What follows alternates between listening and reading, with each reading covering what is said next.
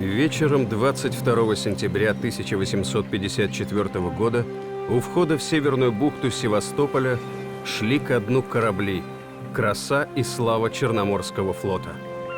С берегов их провожали экипажи, тысячи матросов и морских офицеров, для которых тонущие суда были не просто местом службы, родным домом. Немного поодаль стояли три адмирала – Корнилов, Истомин, Нахимов. Приняв решение затопить флот и уничтожить дело всей своей жизни, они верили, что спасают Родину.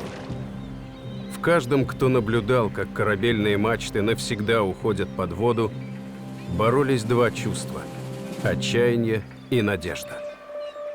Эту войну назвали Крымской, но с полным правом ее можно назвать и нулевой мировой, репетицией Первой и Второй мировых войн. Хотя сражения тогда шли и на Балтике, и в Арктике, и на Камчатке, но именно в Крыму происходили самые кровавые бои. 349 дней обороны Севастополя – кромешный ад, самое пекло той войны. Нечеловеческие усилия, отчаяние и небывалая храбрость. Десятки тысяч жертв с обеих сторон. Союзники Османской империи, Британия и Франция, не добившись успеха на других фронтах, поставили на карту все, чтобы переломить ход войны в свою пользу. Исход нулевой мировой решался здесь, в Крыму.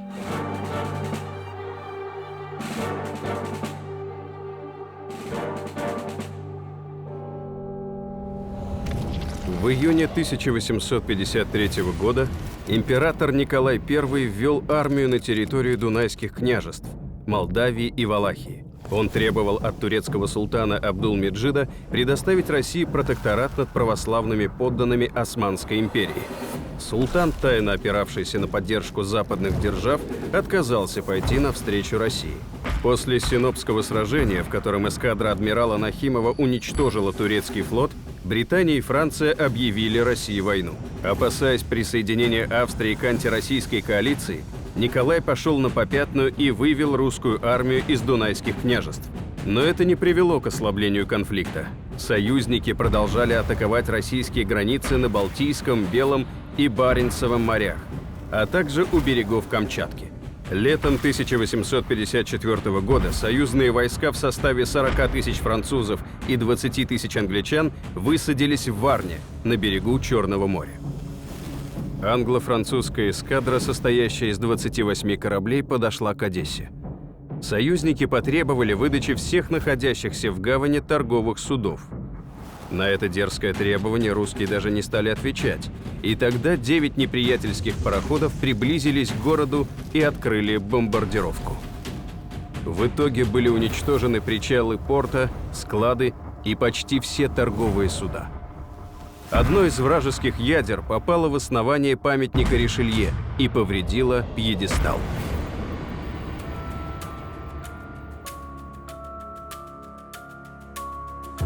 Бомбардировка Одессы по большому счету ничего не дала союзникам.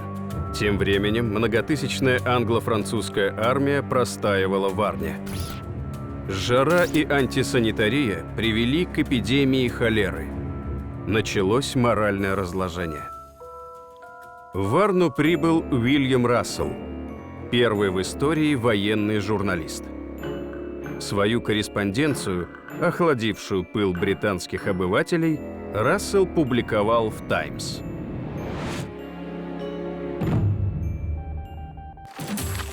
Пьяные забирались в собачьи будки или просто лежали в канавах под палящим солнцем, покрытые роем мух. Ужасные картины стали здесь обычным и ежедневным явлением. Идя вдоль берега, ты мог увидеть пучок соломы, торчащий из песка, а пошевелив его палкой, обнажить лицо мертвеца, которого оставили здесь, слегка присыпав соломой, на съедение собакам и стервятникам. «Таймс». В такой ситуации командованию союзников предстояло решить, куда направить следующий удар. Вскоре планы взятия Севастополя и оккупации Крыма проникли на страницы западной прессы. Именно в те годы журналистика стала четвертой властью. Владея информацией, мешая правду с ложью и умело расставляя в своих статьях нужные акценты, газетчики с легкостью манипулировали общественным мнением.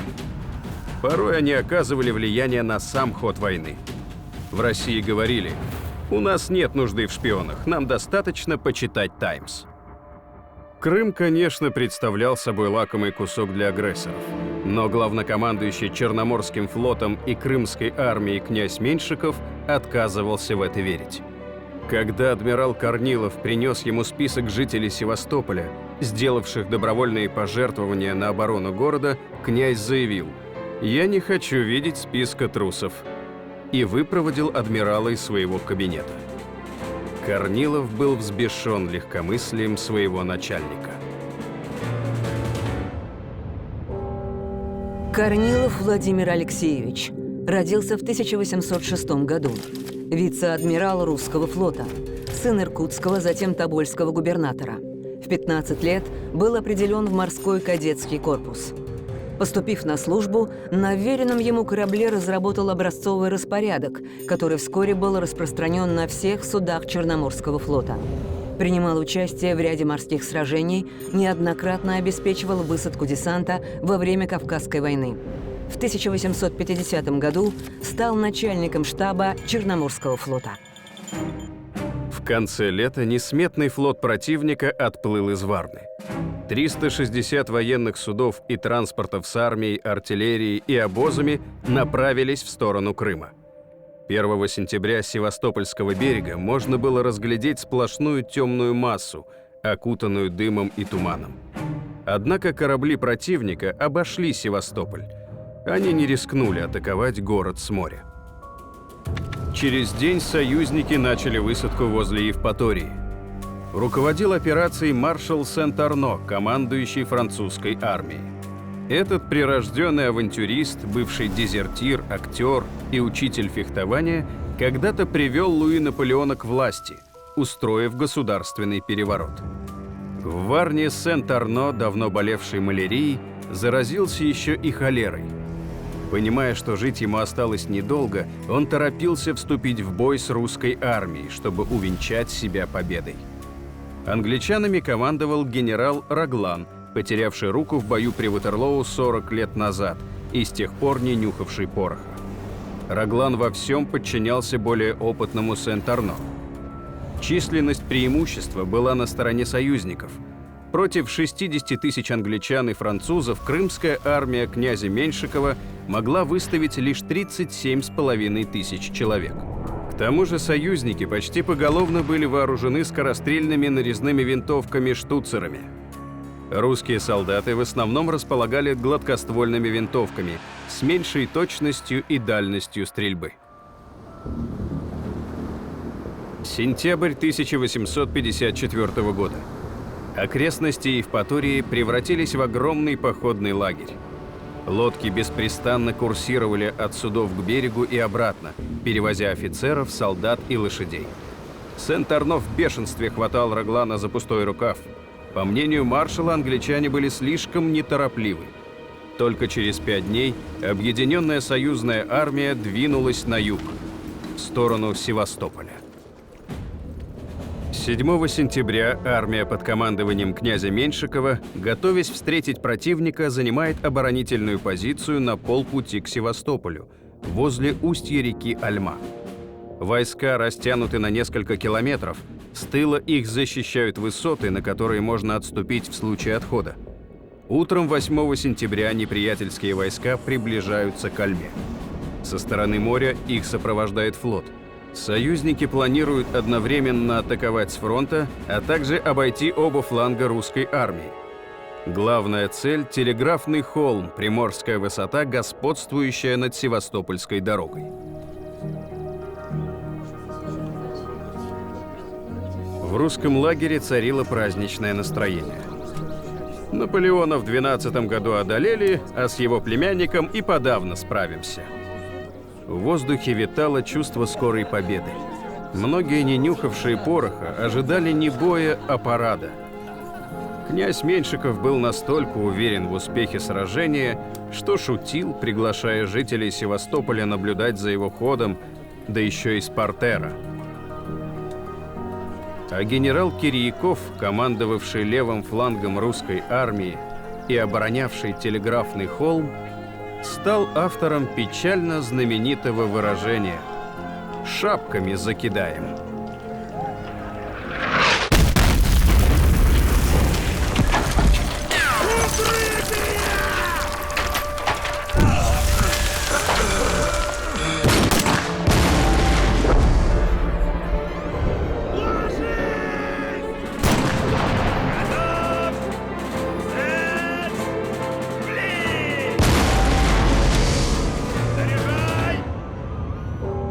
Русские встречают неприятеля артиллерийским огнем.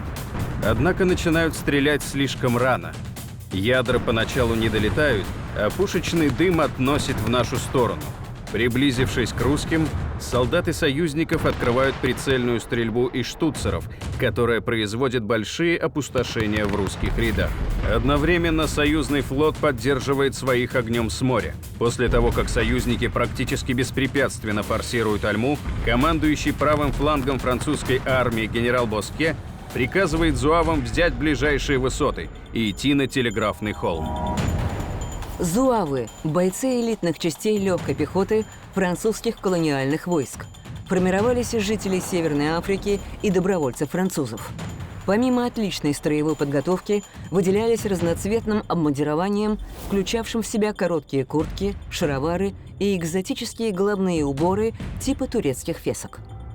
Когда зуавы, а следом за ними линейная пехота противника начали взбираться на Телеграфный холм, тот самый генерал Кирьяков, обещавший закидать неприятеля шапками, неожиданно отдал приказ оставить высоту. Позже адъютант князя Меньшикова пытался выяснить у встреченного им в долине пешего и совершенно растерянного Кирьякова, где находятся его войска. Кирьяков не мог ничего ответить, бессмысленно повторяя одну фразу: «Подо мной убита лошадь». Тем временем зуавы занимают высоту, устанавливают там артиллерию и начинают обстреливать русские части, которые дерутся с союзными войсками у моста через Альму. Только тогда армия Меньшикова начинает отступление. Ни Сент-Арно, ни Раглан не решаются ее преследовать.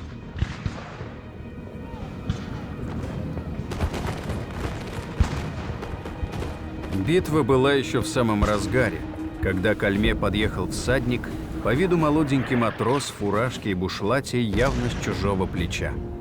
Лошадь, испугавшись взрывов, отчаянно сопротивлялась. Но матрос не сдавался. Ему нужно было скорее попасть на поле боя, туда, где свистят пули, грохочут орудия и страдают без медицинской помощи раненые солдаты. Скоро и в России, и в Европе узнают имена рядовых героев этой войны, таких как Даша Севастопольская. Даша Севастопольская родилась в 1836 году. Дочь матроса Лаврентия Михайлова, убитого при Синопском сражении. После высадки союзных войск переоделась в матросскую форму, продала оставшийся от родителей дом.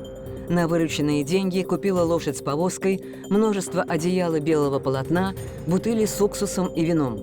Повозка Даши Севастопольской стала первым в истории перевязочным пунктом на поле боя, а сама Даша – первой сестрой милосердия.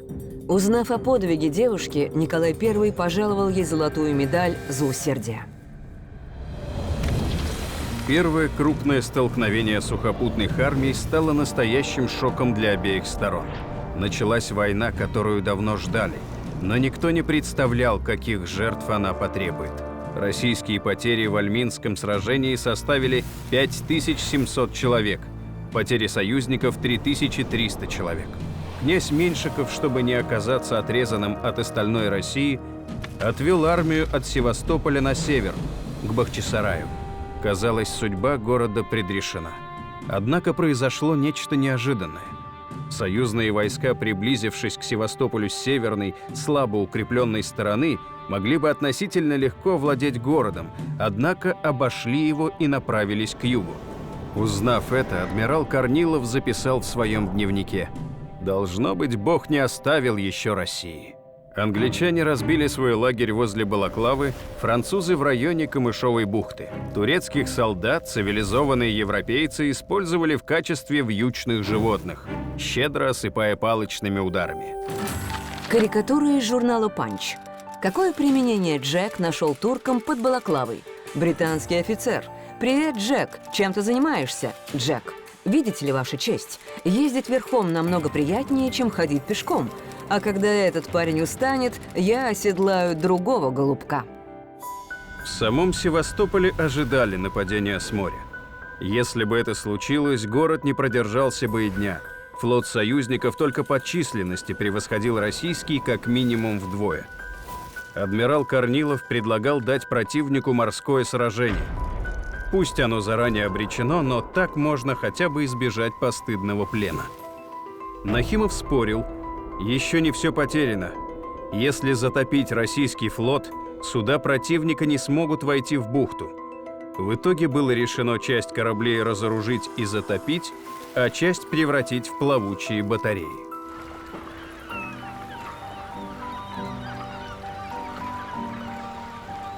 Этот день станет самым тяжелым для севастопольцев.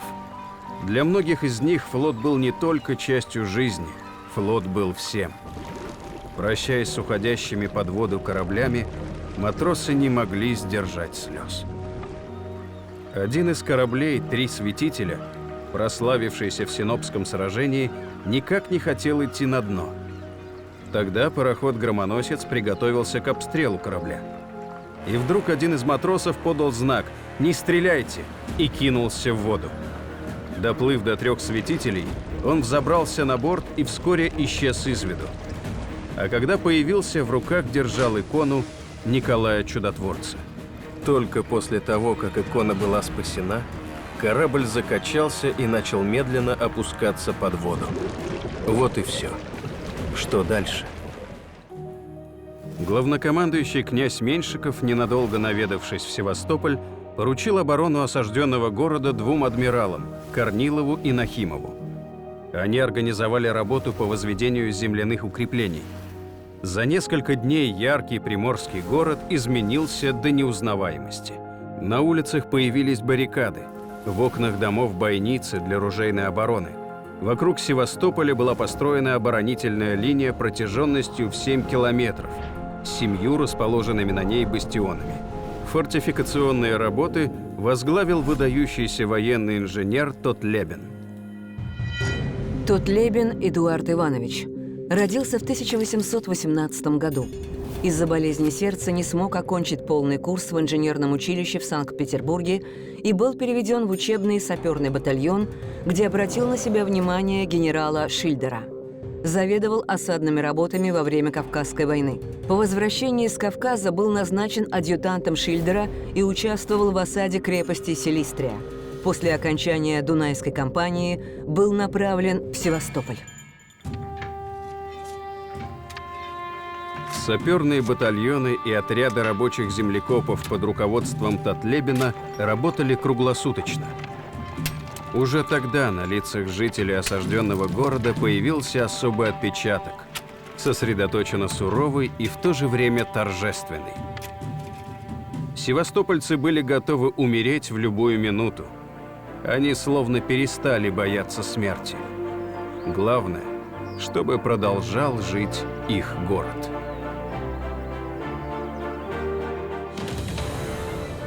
4 октября, через месяц после высадки, англичане и французы подступили к Севастополю, с удивлением обнаружив, что он отлично укреплен.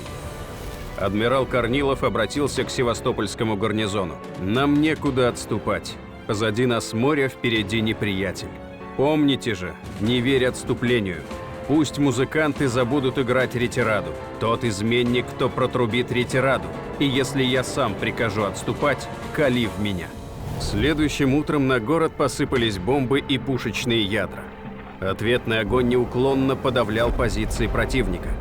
Когда на воздух взлетел французский пороховой склад, с русской батареи прогремело «Ура!». С наступлением сумерек союзники были вынуждены прекратить бомбардировку. Город, потеряв в тот день 1250 человек и уничтожив до 1000 противников, выдержал натиск. Надежды на то, что Севастополь удастся отстоять, укрепились. Севастополь гораздо более сильная крепость, чем думали. Калибр русских орудий, по крайней мере, равен калибру наших. Сотни пушек продолжают извергать ядра без перерыва. Сила гарнизона не менее удивительна. Daily Telegraph. В тот роковой день адмирал Корнилов был тяжело ранен на Малаховом кургане. Он ненадолго очнулся лишь на перевязочном пункте.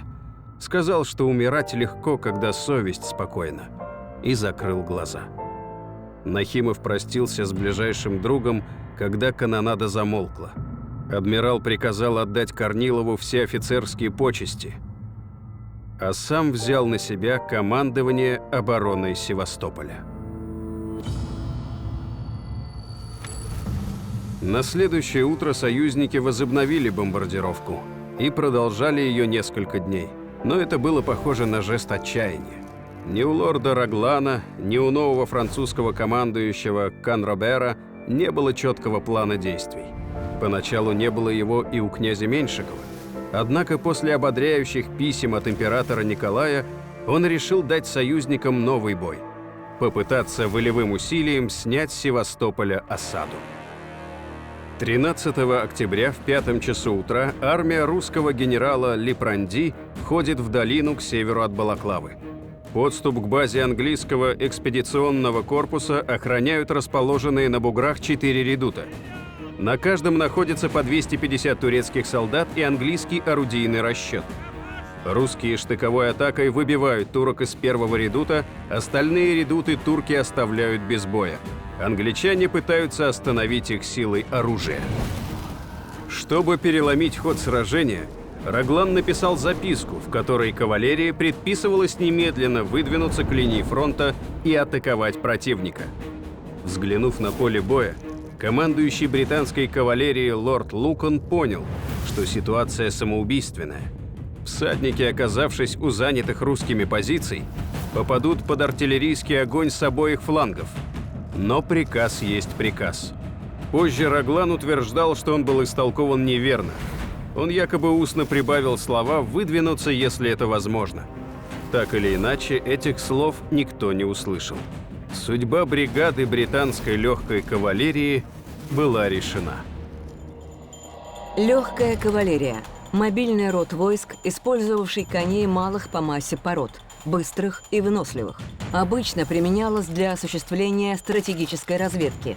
В бой посылалась лишь для уничтожения противника, потерявшего строй. В бригаде легкой кавалерии состояли сливки британской аристократии. За считанные минуты легкая бригада в составе 673 человек под предводительством лорда Кардигана проходит под перекрестным огнем русской артиллерии и пехоты из Федюхиных и Балаклавских высот, опрокидывает первый уральский казачий полк и прорывается к русским пушкам. 3 эскадрона сводного уланского полка атакуют англичан с флангов. Бригада легкой кавалерии отступает, теряя убитыми и ранеными более половины своего состава и большую часть лошадей. Вся атака продолжалась 20 минут. Когда неприятельская кавалерия в полном беспорядке мчалась на свои позиции, рядовой Цветковский, тяжело раненый в ногу, из последних сил приподнялся и прицелился. Блистательный британский наездник упал. Убедившись, что пуля достигла цели, Цветковский радостно вздохнул. Теперь хоть и на перевязку. Лошадь принесла раненого англичанина в лагерь. В последние секунды перед смертью он успел прошептать: «Сейчас бы не помешала горячая ванна». Уильям Рассел восхищался мужеством легкой кавалерии. Да, они потерпели неудачу, но даже полубоги не смогли бы сделать большего. «Таймс». Во французскую печать попали слова генерала Боске: «Это красиво, но это не война, это безумие». Журнал де Деба. После боя казаки быстро переловили лошадей сумасшедшей кавалерии, как в русском лагере стали называть бригаду английской элиты. Казаки продавали кровных рысаков по 15-20 рублей. При перепродаже их цена возрастала до 300-400 рублей. Настроение в русских войсках после битвы под Балаклавой заметно поднялось, хотя ее итог был ничейным. Обе стороны получили временную передышку, но продолжалась она недолго. На 25 октября союзники наметили вторую попытку штурмовать Севастополь. Чтобы помешать этому плану, князь Меньшиков решил за день до этого дать новое сражение под Инкерманом. Крымская армия получила подкрепление, и князь полагал, что нашего численного преимущества будет достаточно для победы. Однако на стороне союзников было превосходство позиции. К тому же штаб Меньшикова не располагал таким обязательным предметом, как точная карта местности, а сам командующий Крымской армией не рассчитал с направлением главного удара. Противник быстро перешел в контратаку и, преодолевая отчаянное сопротивление русских отрядов, заставил их отступить. Инкерманское сражение закончилось только к вечеру. Оно стало самым кровопролитным за всю историю нулевой мировой. Потери русской армии составили более 10 тысяч офицеров и нижних чинов.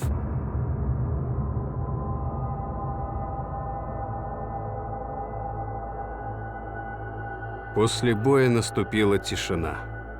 Склоны Сапун-горы были сплошь покрыты человеческими и лошадиными телами.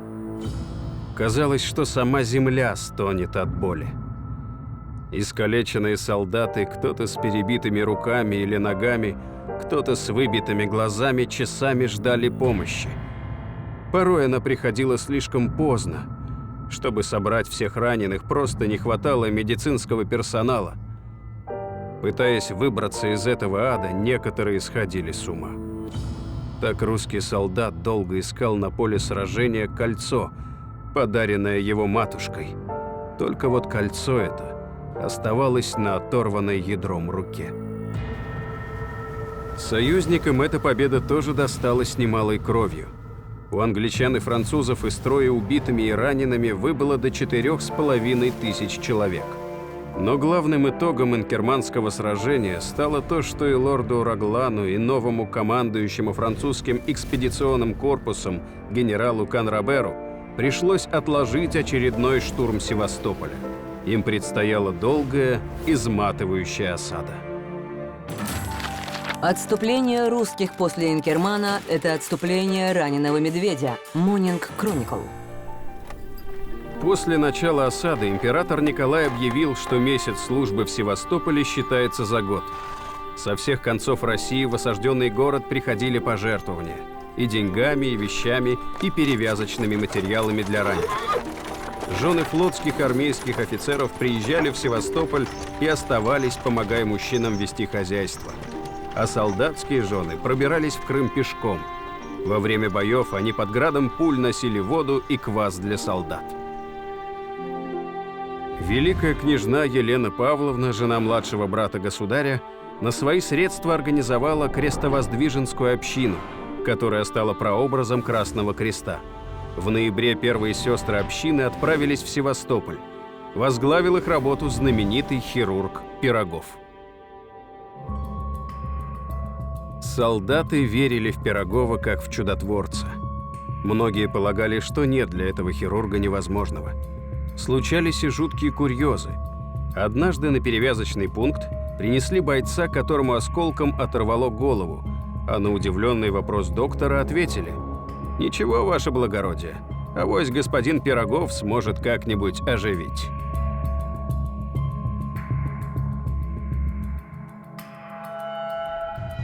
Пирогов Николай Иванович родился в 1810 году.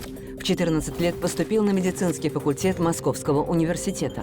Основатель русской военно-полевой хирургии и русской школы анестезии. Изобрел гипсовую повязку. Начиная с Кавказской войны, лично провел сотни операций и впервые применил наркоз в полевых условиях. До появления Пирогова в госпиталях Севастополя царил беспорядок. Тысячи раненых были лишены элементарного ухода и присмотра. Первым делом Николай Иванович внедрил новую систему медицинской помощи.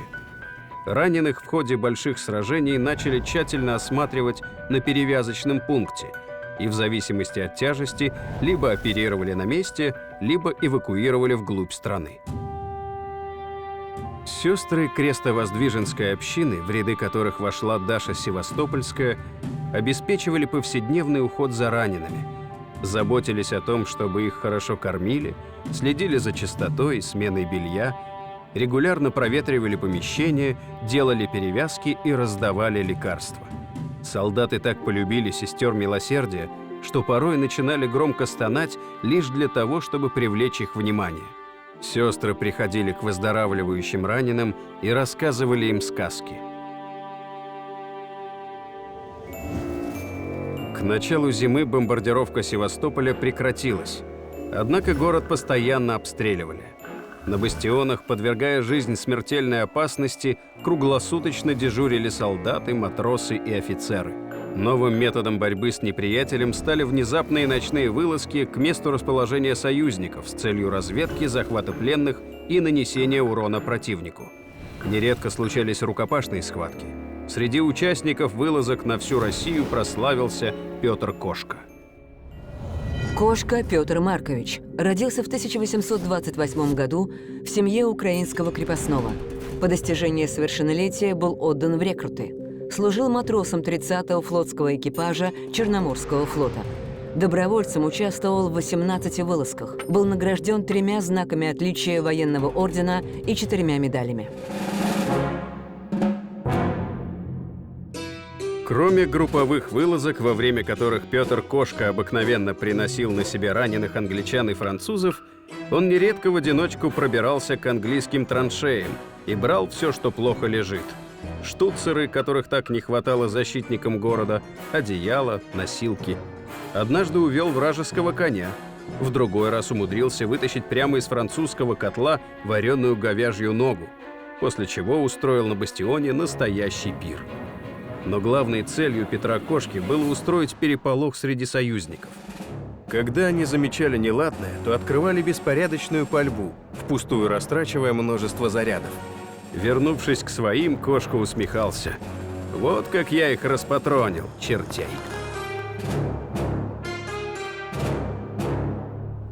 С началом холодов союзникам пришлось тяжелее некуда. В ноябре разразилась страшная буря, которая потопила прибывшие суда с зимней одеждой, продовольствием и боеприпасами. Усиливалась эпидемия холеры, а тут еще и мощный ураган разрушил госпиталь. Сорвавшиеся крыши искалечило множество больных и раненых. Офицеры отказывались терпеть такие условия и возвращались на зиму в Лондон. Но у рядовых такой возможности не было. Многим из-за полученных в Крыму обморожений пришлось ампутировать ноги. Британские войска и Крымская война. Терпеливые герои. Карикатура из журнала «Панч». Один оборванный английский солдат другому. «Ну что, Джек, есть хорошие новости из дома. Мы получим медаль». «Это очень мило. Может быть, когда-нибудь мы получим шинель, которой можно будет ее приколоть?» Теплого обмундирования недоставало и в русском лагере. Периодически возникали перебои с продовольствием. Военное интендантство даже в эти роковые для страны дни наживалось на простом солдате. Командующий армией князь Меньшиков знал о воровстве, но вместо того, чтобы что-то предпринять, только разводил руками. После поражения под Инкерманом князь пребывал в полной растерянности. Он предсказывал не только сдачу Севастополя, но и потерю всего Крыма. В противовес Меньшикову адмирал Нахимов стал душой городской обороны. Свою квартиру он отдал под лазарет. Жалование раздавал семьям моряков, а сам почти без сна постоянно объезжал бастионы, обеспечивая их снарядами и новыми бойцами, взамен тех, кто выбыл из строя. В ноябре в Севастополь пришло пополнение. В числе прочих солдат и офицеров оказался молодой артиллерист Лев Толстой. К своим 26 он успел провести 2 года на Кавказской войне, участвовал во множестве стычек с горцами, затем перевелся в Дунайскую армию, сражался при Альтенице и осаждал Силистрию. Но то, что он увидел в Севастополе, навсегда перевернуло его представление о войне. Севастопольские рассказы Толстого были опубликованы в журнале «Современник». На нашем бастионе и французской траншее выставлены белые флаги, и между ними в цветущей долине кучками лежат без сапог, в серых и синих одеждах изуродованные трупы, которые сносят рабочие и накладывают на повозки. Ужасный тяжелый запах мертвого тела наполняет воздух. Белые тряпки спрятаны, и снова свистят орудия смерти и страданий. Снова льется невинная кровь, и слышатся стоны и проклятия.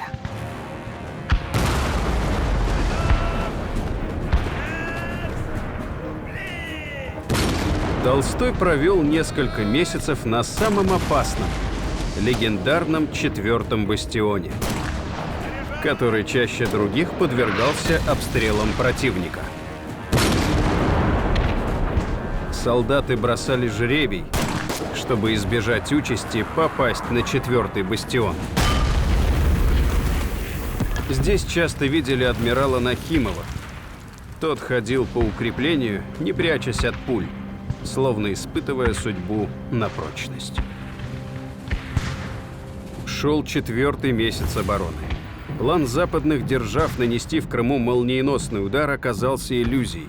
Севастополь совершенно не собирался сдаваться. А у Британии и Франции просто не хватало войск, чтобы взять город. Им нужен был новый мощный союзник. После того, как летом 1854 года русская армия вышла из Дунайских княжеств, на их место пришли австрийские войска. Однако формально Австрия так и не вступила в войну с Россией. Осенью 1854 года Наполеон III усилил дипломатическое давление на императора Франца Иосифа. В ход была пущена угроза. Если Австрия не присоединится к антирусской коалиции, Наполеон немедленно направит войска на Ломбардию и Венецию, 2 итальянские области, входившие в состав Австрийской империи. 2 декабря 1854 года в Тюильрийском дворце за императорским обедом царило тяжелое молчание. Наполеон III был рассеян и капризен. Он ждал ответа из Вены. К последней перемене блюд ему принесли срочную депешу. Прочитав ее, Наполеон засиял. Радости императора не было предела. Австрия, наконец, присоединилась к антироссийской коалиции. Теперь, как полагал Наполеон, дела пойдут гораздо быстрее. Европейский альянс, наконец, задушит Россию в Крыму и вынудит ее признать поражение. Правда, Франц Иосиф не собирался посылать свои войска к Севастополю. Он вообще не торопился приступать к активным действиям. Однако союзникам было достаточно и того, что австрийская армия угрожает вторгнуться в западные пределы Российской империи. Теперь Николай I уже не мог усилить свои крымские армии, перебросив туда части из Польши и Украины. Узнав о том, что Австрия примкнула к союзникам Османской империи, Британии и Франции, Николай I с горечью сказал: «Император австрийский не перестает поворачивать нож в моем сердце». Чтобы предостеречь Австрию от военного выступления, российский государь решил дать в Крыму новое сражение, которое должно было окончиться непременным успехом. Английский лагерь в Балаклаве и французский в Камышовой бухте были неплохо укреплены. Нападать на них было рискованно. Оставался третий вариант – Евпатория, которая была занята турками. По донесениям разведки их количество оценивалось примерно в 20 тысяч человек. В начале февраля 1855 года на Евпаторию двинулся отряд примерно такой же численности под командованием генерала Хрулева. В 6 часов утра 5 февраля русские войска открывают общую канонаду на подступах к Евпатории. Под ее прикрытием батальон греческих добровольцев и 4 казачьи сотни подходят к вражеским укреплениям на 100 шагов и начинают перестрелку. На помощь им Хрулев отправляет спешенный батальон «Драгун». В 9 утра все готово к штурму, но ответный огонь со стороны города усиливается. С моря турецкой обороне помогают 24 военных корабля. Некоторые из вражеских пароходов подходят к берегу и бомбардируют 2 первые русские линии, а также дальние резервы.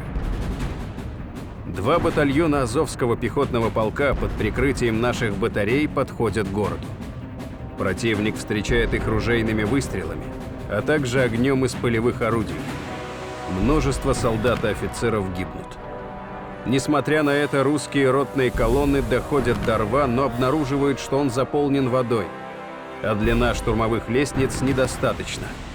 Чтобы избежать дальнейших бессмысленных потерь, генерал Хрулев приказывает начать отступление. Получив известие о провале операции под Евпаторией и крупных потерях, император Николай поблагодарил князя Меньшикова за верную службу и снял его с поста командующего Крымской армией.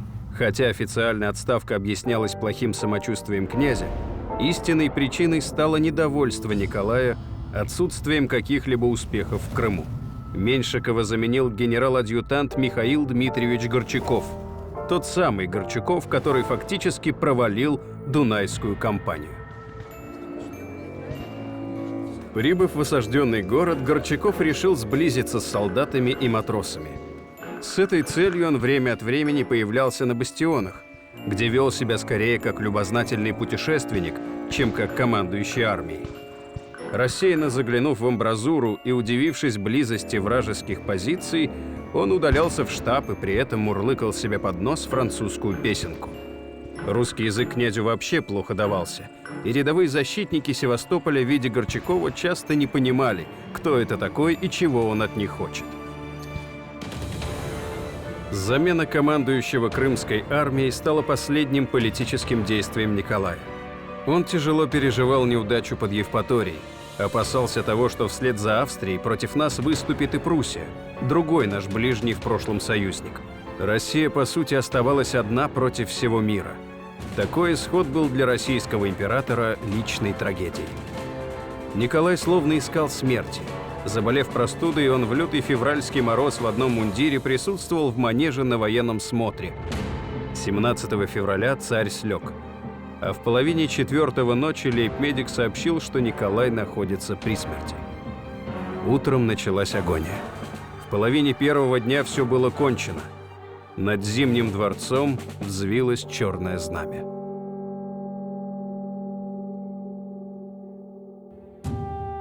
Когда известие о смерти Николая было получено в армии, солдаты осеняли себя крестом и молились. Многие, не сдерживая рыданий, падали на колени. Рядовые, офицеры, генералы давали на Святом Евангелии клятву верой и правдой служить Господу и новому российскому государю, наследнику Николая, его старшему сыну Александру.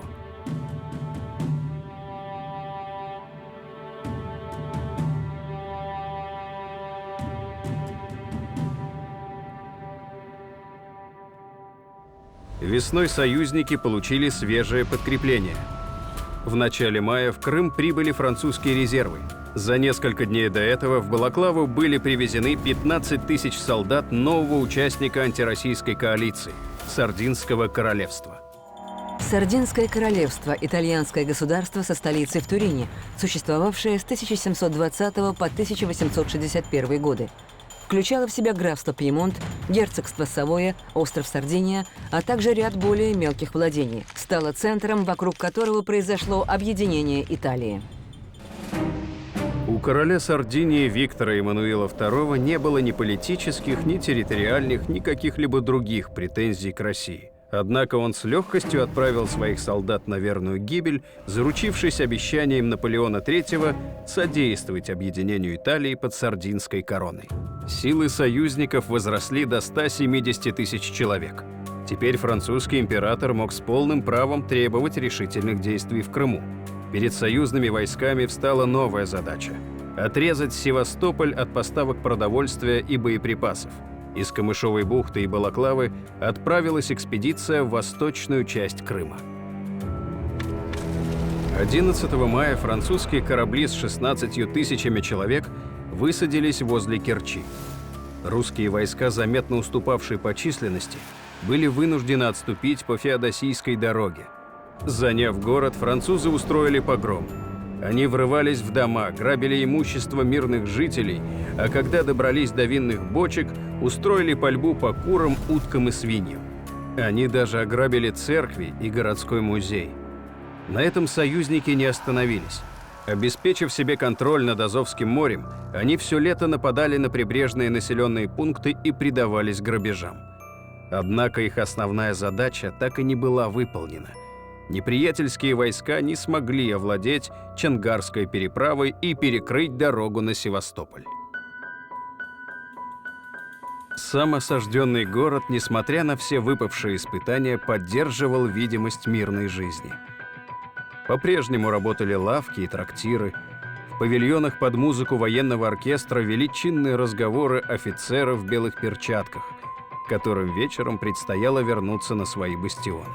По бульварам прогуливались дамы в изящных платьях. Дети играли прямо на улице, посреди заржавевших неприятельских ядер. Продавцы во весь голос рекламировали горячие булки только что из печи, а вдалеке на горизонте маячили громады вражеских военных судов, которые не могли подступиться к бухте. Чтобы надежнее защитить город, Тотлебен соорудил 2 мощных редута, охранявших подступы к Малахову кургану. Их назвали Селенгинским и Волынским в честь полков, солдаты которых строили эти редуты под упорным штуцерным огнем неприятеля. Еще через 2 недели перед Малаховым курганом выросло новое укрепление – Камчатский люнет. Редут – полевое укрепление сомкнутого вида в форме четырехугольника. Состоял из наружного рва, вала с земляной ступенью для размещения стрелков и орудий, а также внутреннего рва для укрытия оборонявшихся. С тыльной стороны закрывался насыпью для стрельбы по неприятелю. Когда тыл, обращенный к своим войскам, оставался открытым, такое укрепление называлось люнетом. Весной союзники провели к своим передовым позициям железную дорогу от самой Балаклавы. Теперь им ничто не мешало обрушиться на Севастополь всей своей мощью. Вопреки предупреждению Тотлебена, генерал Горчаков не удосужился вовремя усилить войсками Селенгинский и Волынский редуты и Камчатский люнет. Так что в мае после 2-дневной бомбардировки союзники овладели этими укреплениями. На пути к Севастополю им оставалось захватить последний рубеж – Малахов курган. Казалось, еще вот-вот и союзники возьмут город. Новый командующий французской армией генерал Пелесье наметил штурм Малахова кургана на 6 июня, годовщину битвы при Ватерлоу. В своей победе он не сомневался. За 1,5 дня до штурма в 4 часа утра сигнальный выстрел с английской батареи обозначил начало бомбардировки. Бомбы и ракеты сплошной волной накрыли город. Они попадали на рейд и даже на удаленную северную сторону Севастополя. Канонада с небольшими перерывами продолжалась весь день, но не замолкла и ночью.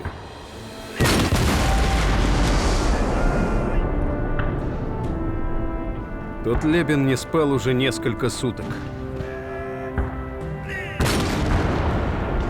Осмотрев позицию, он приказал 9 своим помощникам поправить поврежденную неприятельской бомбой амбразуру и отошел, чтобы проверить соседнюю батарею. Сделав несколько шагов, генерал обернулся на крик.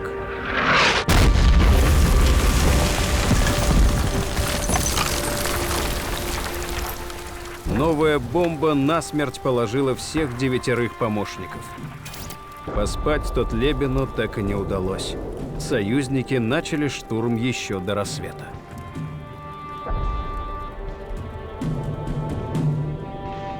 В 3 часу утра бригада генерала Мейрона, не дожидаясь сигнала, наступает на 1 и 2 бастионы. Русские встречают бригаду картечью. Атакующие подходят к самому рву перед бастионами, но солдаты вступают в штыковой бой и отбрасывают их от бастионов. Сардинский корпус в полном составе отказывается сражаться и возвращается в лагерь. Тем временем новые французские части штурмуют батарею, расположенную между Малаховым курганом и 3-м бастионом. Они прорываются в тыл на корабельную сторону и захватывают жилые постройки на правом склоне Малахова кургана. Оценив ситуацию, генерал Хрулев бросает в штыки первую встреченную им роту. Они взбираются на крыши, ломают их, поражают засевших внутри неприятелей камнями и берут в плен более 100 офицеров и нижних чинов. Пришедшие на помощь Хрулеву 6 рот якутского полка берут приступом батарею и вступают с французами в рукопашный бой. Немногие уцелевшие спасаются бегством. Батарея снова переходит в руки защитников Севастополя. Когда штурм был отбит, защитниками Севастополя овладело радостное волнение. Наконец-то победа. Значит, рано сдаваться. Город еще можно отстоять. Союзники подсчитывали потери и пытались списать поражение на погибшего генерала Мейрона. После неудачного штурма фельдмаршал Раглан почувствовал резкое недомогание и через неделю скончался. По мнению окружающих, его погубило поражение, которое потерпела союзная армия. Лорд Раглан умер от огорчения и подавившей его тревоги. Умер как жертва неподготовленности Англии к войне. Из воспоминаний генерала Вуда. С первого дня осады адмирал Нахимов твердо связал свою судьбу с судьбой Севастополя.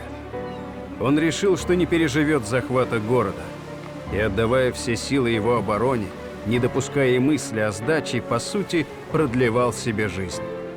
Сегодня, когда в неприятельском лагере зализывали раны, Нахимов гулял по любимому городу. Он старался впитать в себя все его звуки и запахи, словно видел его в последний раз.